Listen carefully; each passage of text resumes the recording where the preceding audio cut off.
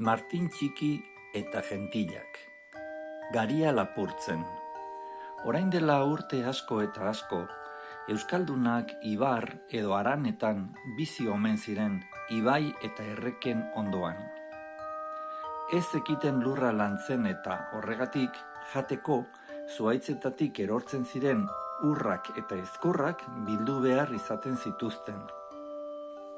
Mendietan aldiz, gizon erraldoi batzuk bizi ziren Gentilak, eta beraiek lurra lantzeko modua oso ondo zekiten.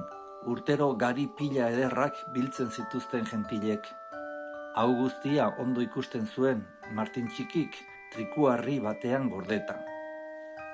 Orduan Martin Txiki arrespil baten erdian jarri zen pentsatzen, nola lortuko zuen berak Gentilen garia beste gizakiei emateko.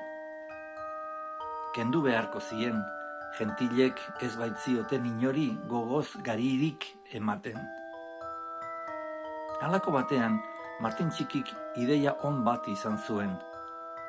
Asmatua zuen Gentilei beren garia nola kendu. Gari sortak zeramatzaten Gentilei jarraituz, azkenean haitzulo batera heldu zen Martintxo. Mutikoa haitzuloaren sarreran gelditu eta handik zera ikusi zuen. Gentilek barruan harri handi eta zabal baten gainean galburuak makilaz jo eta gari aleak ateratzen zituztela. Haitzuloaren erdian gari pila handia zegoen bilduta. Martin Txiki haraxe sartu eta Gentil bati honela esan zion. Nik gari pila horren gainetik salto egin dezaket, baina zuk ezin duzu olako saltorik egin. Gentilek barre egin zioten Martin Txikiren desafioari, eta batek garipilaren gainetik salto egin zuen erraz. Ondoren Martintxok egin zuen salto, bere bota handiekin. Baina mutikoa gainetik salto egin beharrean zapla, garipilaren erdian gelditu zen, garitan belaunetaraino sartuta. Hori zela eta Gentil erraldoiek barre egin zuten umore honez, eta mutiko arroskoa lotsaturik utzi. Martin Txiki kanpora joan zen eta haitzulotik irtenda zegoenean, Gentil bat halako gauza bitxiaz konturatu zen. Bere bidean mutikoak atzetik gari aletxoak uzten zituela.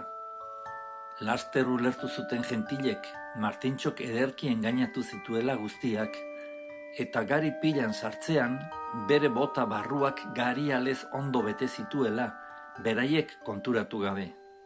Eta haserre bizian, Gentilakaren atzetik irten ziren haitzulotik garrasika.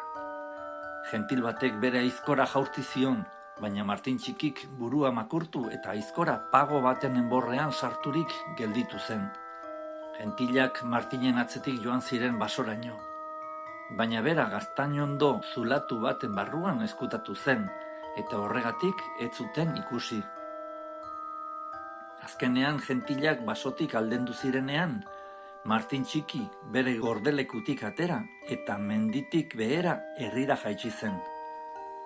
Herriko guztien aurrean mutikoak botak erantzi zituen eta barruko gari guztia zaku batean sartu zuen gordetzeko. Horrela, Gentilak engainatuz lortu zuen Martin Txikik garia gizakientzat. Eta hau horrela bazan, sar dadila kalabazan, eta irten dadila Gasteizko plazan. Eta ipuin hau gustatu bazaizu, emaiozu like bat, eta harpidetu zaitez gure kanalera, antzeko bideoen jakinarazpenak jasotzeko. Agur, laster arte!